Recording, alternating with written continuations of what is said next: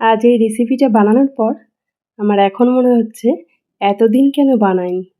সত্যি বলতে রেসিপিটা এতটা টেস্টি কি বলবো। এতদিন ঝিঙে দিয়ে আলু ঝিঙে পোস্তই ছিল আমার কাছে ফেভারিট একটা রেসিপি, বিশেষ করে ঝিঙে দিয়ে তৈরি। কিন্তু এই রেসিপিটা খাওয়ার পর বলতে বাধ্য হচ্ছি যে ঝিঙে পোস্ত ফেল মেরে যাবে এই রেসিপির কাছে। তাহলে চলুন দেখিনি কিভাবে এই রেসিপিটা তৈরি করলাম। এই রেসিপিটা তৈরির জন্য ডাল কাঁচা লঙ্কা দিয়ে পেস্ট করে নিয়েছি। ডালটা অবশ্য ভিজিয়ে রেখেছিলাম আগের দিন রাতে। এরপর একটা মাঝারি সাইজের ঝিঙে কেটে নিয়েছি আর একটা ছোট আলু কেটে নিয়েছি ডুমো ডুমো করে। এরপর এর মধ্যে যেই মশলাটা যাবে সেটা হচ্ছে 1 চামচ পোস্ত আর 1/2 চামচ সাদা তিল। ছোট্ট 1 বাটি জল দিয়ে এটা বেশ কিছুক্ষণের জন্য ভিজিয়ে রেখেছিলাম। এরপর এটা বেশ ভালোভাবে মিহি করে পেস্ট করে নেব। আমার আজকের রেসিপির মশলা তৈরি হয়ে গেছে।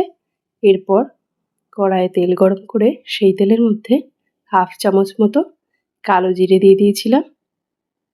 কালো জিরে দিয়ে বেশ ভালোভাবে নাড়াচাড়া করে নেব। এরপর এর মধ্যে কেটে রাখা আলুটা দিয়ে দেব। আলু দিয়ে বেশ খানিকক্ষণ ধরে নাড়াচাড়া করে হালকা আলুটা ভেজে নেব। আলুটা ভাজা হয়ে গেলে আমি এর মধ্যে দিয়ে দিচ্ছি কেটে রাখা ঝিঙে। ঝিঙেটা দেওয়ার পর এর মধ্যে দিয়ে দিচ্ছি 1/2 চামচ লবণ আর পরিমাণ মতো হলুদ গুঁড়ো। লবণ হলুদ গুঁড়োটা বেশ ভালোভাবে মিশিয়ে নেব। এভাবে বেশ কিছুক্ষণ ধরে মিশিয়ে নিয়েছিলাম। এরপর উল্টে পাল্টে ভেজে নিয়েছি হালকা করে, খুব বেশি ভাজার প্রয়োজন নেই। এর মধ্যে দিয়ে দিয়েছি 1 বাটি জল, বেশি জল দেব না। এরপর জলটা বেশ ভালোভাবে মিশিয়ে দিচ্ছি। জলটা একটু ফুটে গেলেই এর মধ্যে দিয়ে দেব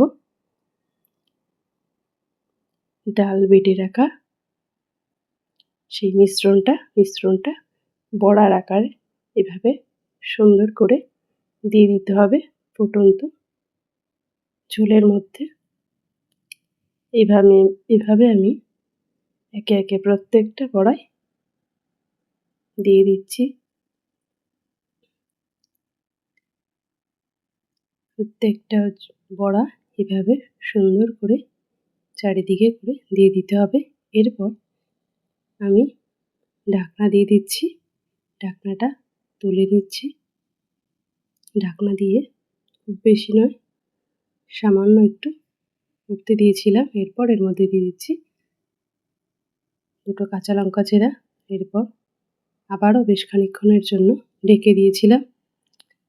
আলুটা প্রায় সেদ্ধ হয়ে গেছে, এদিকে ঝিঙেটাও হয়ে এসেছে। এই মুহূর্তে আমি এর মধ্যে দিয়ে দিয়েছি পেস্ট করে রাখা মশলাটা। দেখে একদমই বোঝা যাচ্ছে না যে এটা বড়া না আলু, কিন্তু এই যে বড়াটা দেয়া হলো এর কারণে ঝোলটা যে এতটা দারুণ হয়েছিল কি বলবো, মারাত্মক লাগে খেতে। দুপুরে এই রেসিপিটা থাকলে ভাতের সাথে আমার মনে হয় আর কিচ্ছু লাগবে না। সত্যি বলছি, আজকে এই একটা তরকারি দিয়েই আমি আজকের ভাতটা খেয়েছিলাম। সত্যি বলতে অসাধারণ। আমি ভাবতেই পারিনি যে এতটা টেস্টি হবে এই রেসিপিটা। ঝিঙে খেতে একটা সময় ভালো লাগতো না, কিন্তু ওই একই রকম রেসিপি ঝিঙে পোস্ত, ব্যাস এর বাইরে আমার কাছে আর কোনো রেসিপিই ভালো লাগতো না। তবে হ্যাঁ, ঝিঙে দিয়ে ডালটাও মন্দ লাগে না। আজকের রেসিপিটা সত্যি এতদিন কেন বানাইনি এটাই মনে হচ্ছিল খাওয়ার পরে। তোমরাও একবার ট্রাই করে দেখতে পারো।